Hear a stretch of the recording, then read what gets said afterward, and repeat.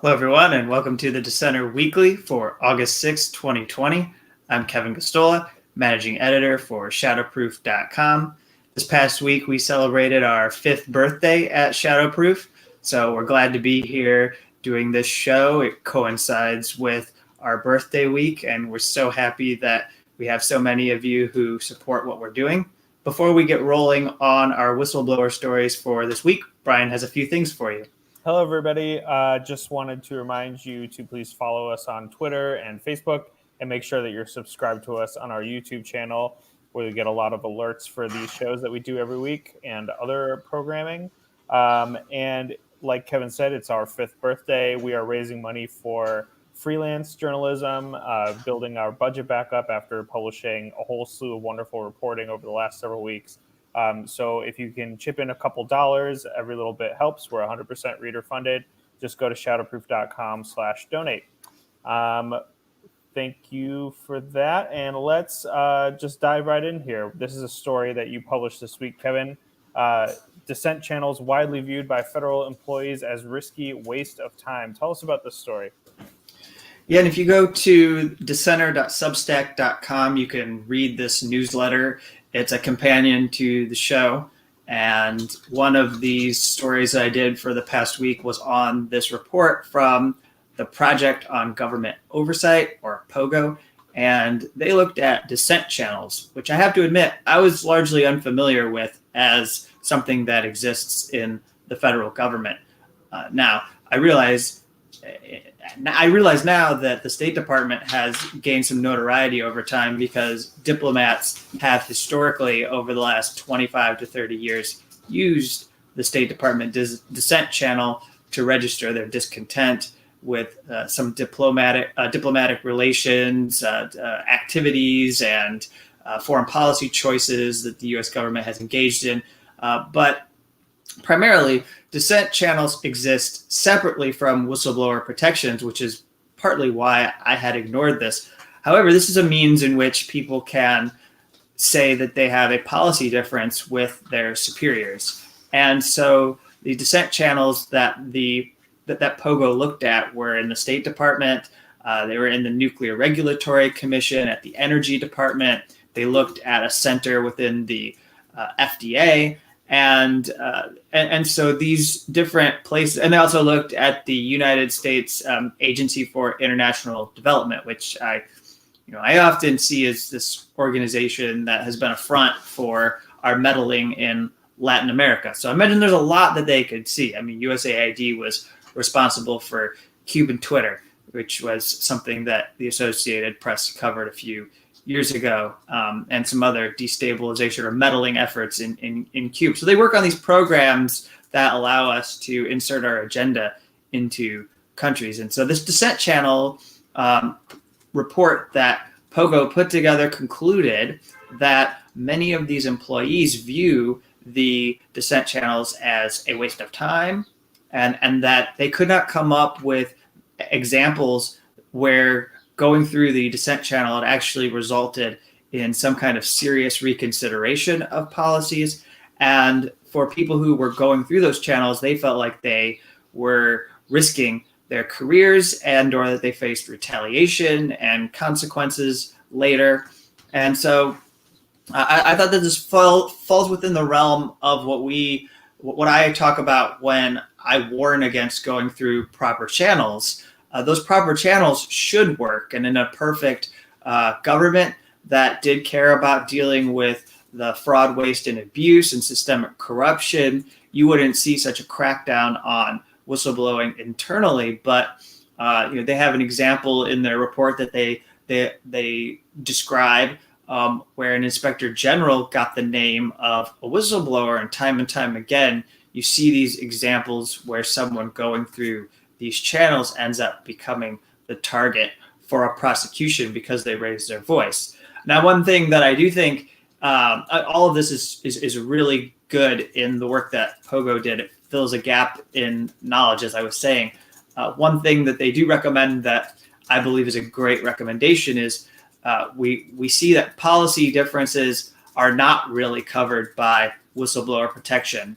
And on one hand, I recognize that if we were saying that people who had policy differences were whistleblowers, you might see a politicization of the whistleblowing in government to an even greater degree than it exists now. Partisan whistleblowing is something we've spoken about on the show.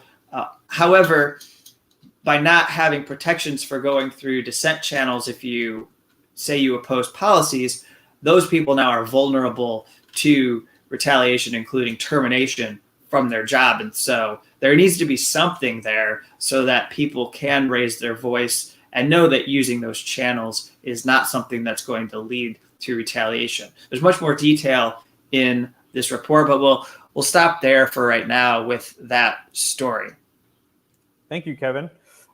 We have quite a few stories here today, so let's just jump into the next one here. We have the Justice Department dismissing a False Claims Act cases, without stating the reasons. Can you walk us through this one?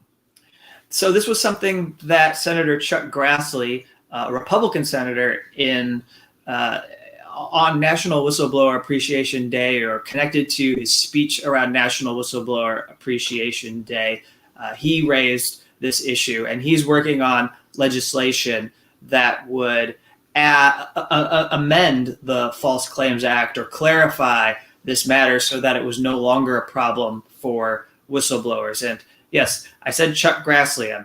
I'm talking about someone who is pretty abominable on a lot of other issues, but in fact, he was involved in crafting the False Claims Act, which passed back in 1986. And so far, according to Chuck Grassley, over $62 billion has been recovered for taxpayers as a result of this act that allows people to come forward as whistleblowers and sue fraudsters on behalf of the federal government. Well, what's happening right now under Donald Trump is an increase in this trend of seeing cases submitted by whistleblowers who allege fraud and other abuses related that fall under the False Claims Act. And the Department of Justice is dismissing these cases that are brought, and they're not giving any kind of reasoning as to why they can't pursue these cases. And as Chuck Grassley says, and I agree with him, if there are serious allegations of fraud against the government, the Attorney General should have to state the legitimate reasons for deciding not to pursue them in court.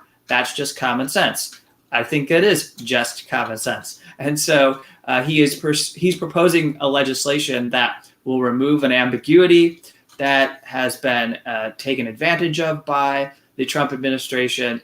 And these amendments, in his view, would empower whistleblowers to be able to get more clarity, because if the Justice Department is going to reject them, then you can have them rebut that rejection. I think the whole point here, though, is that the Justice Department doesn't want to have to deal with whistleblowers coming after them and saying they are wrong to reject these cases. But these False Claims Act cases do have an impact. They do have an effect. And we've covered False Claims Act cases. In fact, we have one coming up here that we're going to cover after this story. But it does, it is a way, even though we're talking about companies that are making billions upon billions of dollars, it is a way for that whistleblower to have what they're seeing acknowledged in public. And that's a big deal, because there are very few mechanisms for challenging corporate malfeasance, because we have so much corporate control and corporate influence in this country. And so this is one small way that whistleblower gets to come forward and have what they've been saying, perhaps internally to the corporation, acknowledged by a third party, a court, have a Justice Department prosecutor back them up that what they've seen is in fact fraudulent activity.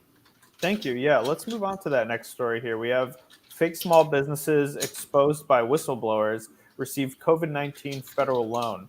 What is this story?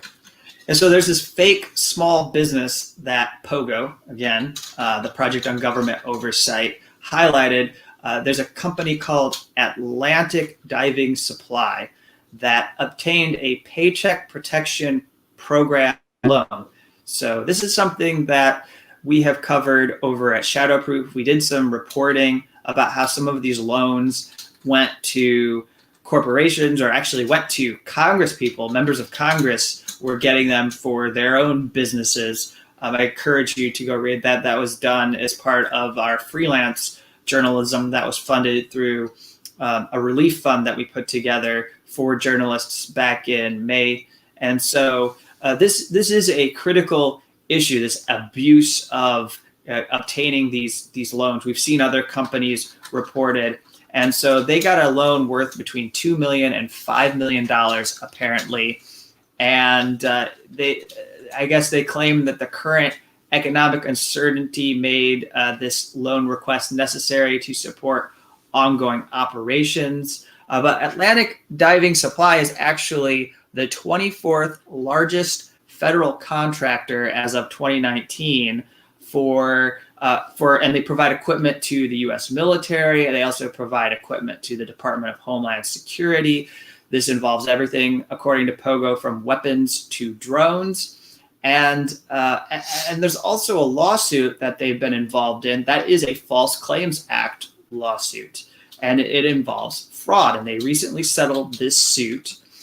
They were alleged to have defrauded the federal government by wrongly obtaining $2.8 billion in contracts that were meant to go to small businesses. And the Justice Department said that the settlement ranked as the largest False Claims Act recovery based on allegations of small business contracting fraud.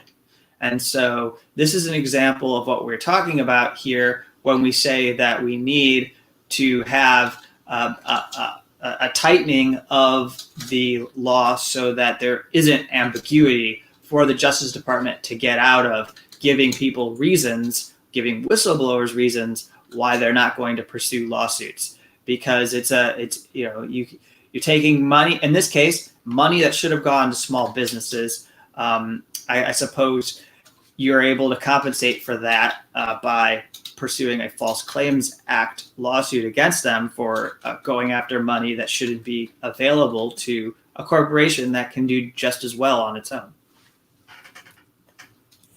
Thank you, Kevin. Let's turn next to New Mexico, where we have prison whistleblower who was fired after objecting to officers who killed a prisoner.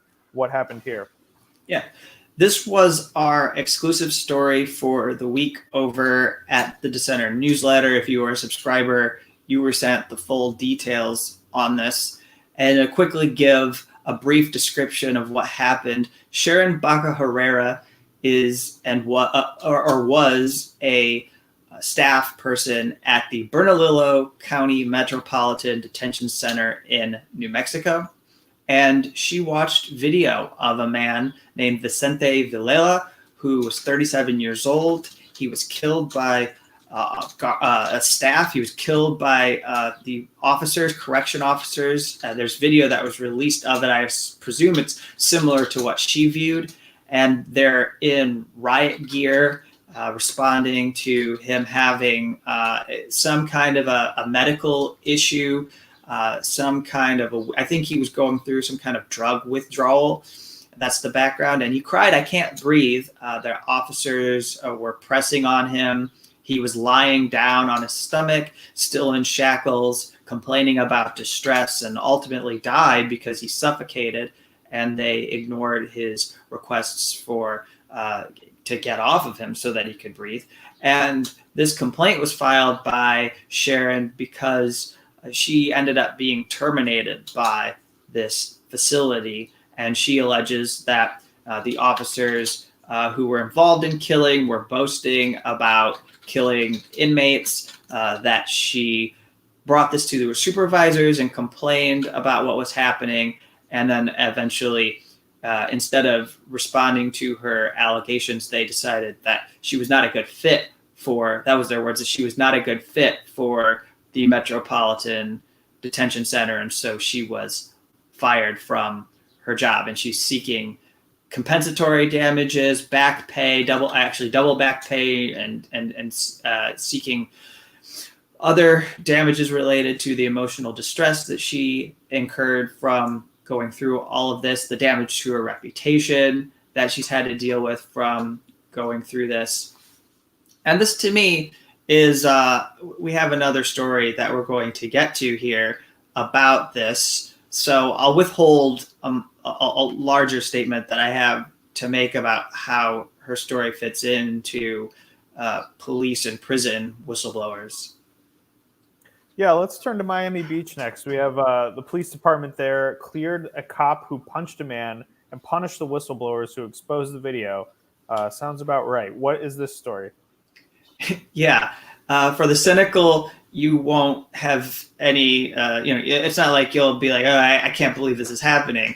But for us who dig in and want to elevate and amplify whistleblowers who are actually doing what they should do and raising objections and exercising their consciences, this is a truly absurd and ridiculous story. I mean, it's the internal affairs investigators have video of an officer punching a bar patron who allegedly was unruly.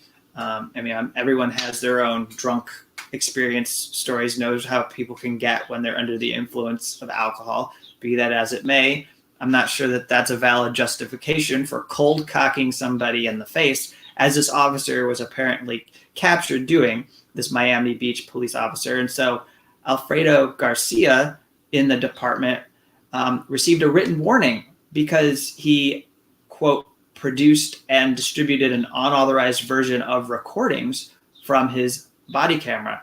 He also used his cell phone to record the footage from his body camera, and then he posted it on a social media site before he took it down. And then there's Officer Frederick Dominguez, a second officer who got in trouble, and he did not see the punch in person, but he apparently received a 10-hour suspension for releasing a copy of the tape made by Garcia to his attorney. And then the officer, according to an internal affairs report, asked he asked his attorney to forward this to the proper authorities and sought whistleblower protection. So we have an even more clear-cut case of retaliation there, and subverting and showing contempt for the process of whistleblowers going through proper channels, because he was going to his attorney and he was seeking whistleblower protection so he could expose what the Internal Affairs Department was doing to cover up this violence. And apparently Dominguez still works as a Miami Beach police officer. This is from the Miami Herald. He has not served his suspension yet, which I imagine is just like losing a day of pay, because he's fighting it.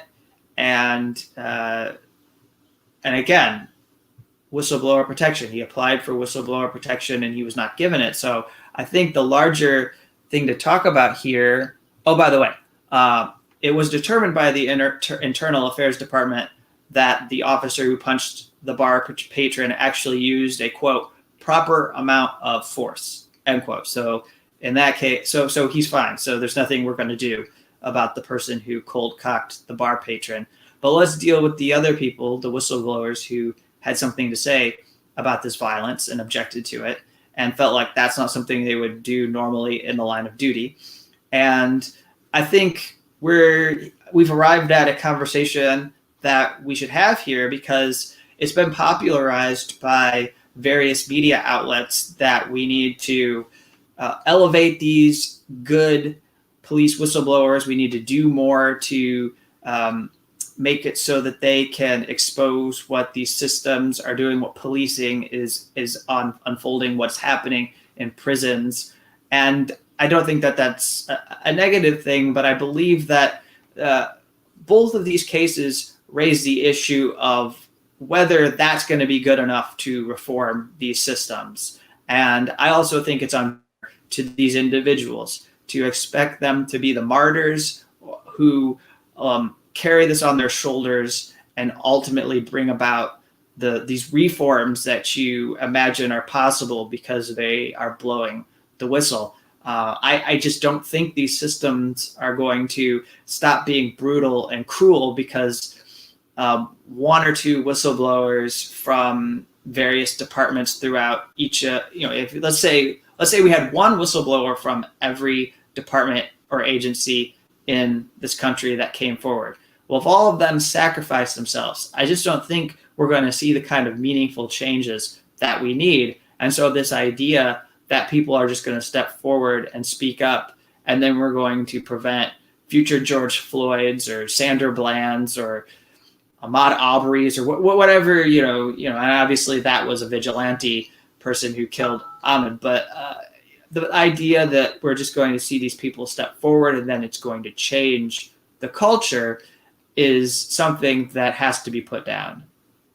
Could not agree more. Impunity is the rule when it comes to law enforcement. So really appreciate you underscoring that point. Let's turn to our regular segment here that we end the show with. We like to return to the cases that you've been following, in your career, and especially lately at Shadowproof. You have some news here on the Assange extradition case. The judge reviewing this case has a 96% approval record in cases. What do you have here for us? Yeah, the judge is Vanessa Baretzer, and that doesn't bode too well for Julian Assange if she mostly has been a rubber stamp for extradition cases. Because I think, as I could tell from covering the 1 week hearing back in February, she was looking for anything that she could seek refuge in order to approve the extradition of Julian Assange.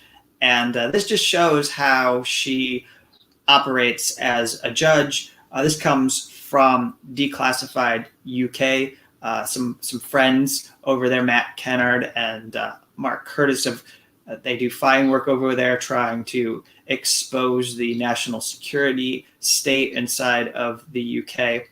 And they also submitted requests under the Freedom of Information Act in the UK with the Ministry of Justice, trying to get some information about Baretzer because she's very secretive.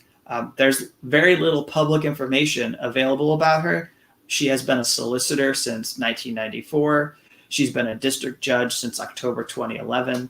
But aside from the public cases in which she oversaw, there's very little information about her. There's actually very, very few images of her as well. So that's another thing as far as transparency in this case. This is a very private individual, and yet she holds a lot of power in this particular case, and obviously in other cases where she's determined whether someone was going to be extradited. And they put in a request back in February of 2020 and sought information, but apparently they're claiming that the judiciary is not a public body for the purposes of FOIA, and that requests asking to disclose all the cases a named judge ruled on are therefore outside the scope of the FOIA. And so, I don't know if these were public cases. I'm not sure why the UK government has any legitimate reason to withhold these records. But clearly, if someone asks for them and they want to frustrate those requesters, they can do just as the requesters, they can do just as agencies do here in the United States to make it hard on requesters. They can force you to, I'm not really sure what the process is in the UK and if they have any recourse to go through the court system to try to get these documents. We have FOIA lawsuits in the United States to challenge these decisions.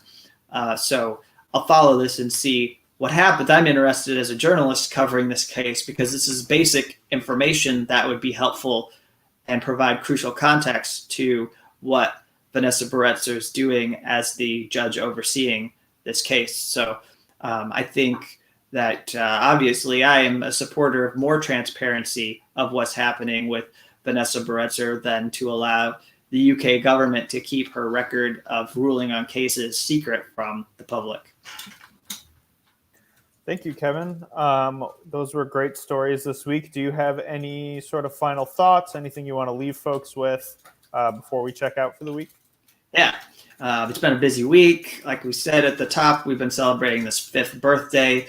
So first, if you're interested in hearing from us about what it has been like and what we've learned from running this organization, we posted a video where we talked for close to an hour, did a lot of jaw jabbing and talked about what we think we've learned. And especially if you work in an independent media organization, we figured you might benefit from hearing from what we think we've learned from the past 5 years. So I would say go watch that video. But then additionally, on Saturday at 1 p.m. Eastern, I'm going to be moderating a conversation that is put together by the Courage Foundation.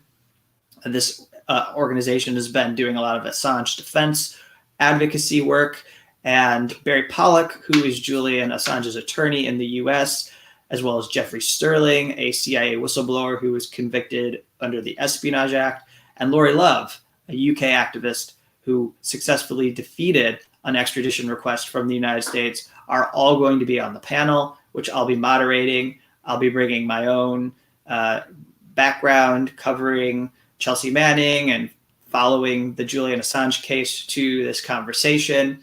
You'll have an opportunity before this panel to submit questions, which I am committed to folding into the larger discussion.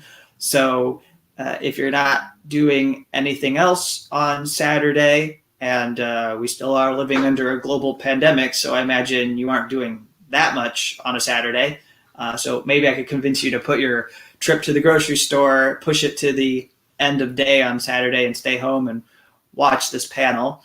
It'll be live streamed at Courage's YouTube, Twitter, and Facebook page. There's also a Don't Extradite Assange YouTube, Twitter, and Facebook pages where it'll be streaming. And of course, I'll share it, and we'll share it with the Shadowproof accounts so that you all can follow along. It'll go for about an hour, hour and a half, and we should be able to get into a lot of really good information about what Julian Assange can expect if he's brought to the United States, and if this successfully unfolds for the U.S. government. Sadly, that's the spin in favor of the government. If we fail to prevent Julian Assange from being brought to the U.S., this is going to get into the kind of risks to his civil liberties and his human rights that he will face if he is here in the U.S. So I encourage you to watch that conversation. For now, that's all I have, so I'll return it to Brian. Yes, thank you. That sounds great. I will definitely be watching. We will share it from Shadowproof and encourage folks to check out the Courage Foundation pages and make sure that you watch and share. I think it'll be a great conversation. I guess just to end, just make sure that you're following us on Twitter and Facebook so you can find out about things like that and our reporting and learn more about Shadowproof if you're new. We've gotten a lot of new followers on all of our platforms over the last couple of weeks, so I just wanted to say welcome. Dig into our archive and check us out. And if you like what you see, you can help us pay our freelance writers and bring more journalism to the website by going to shadowproof.com/donate. Thank you, Kevin, again, and we will see everybody on next Thursday. Take care.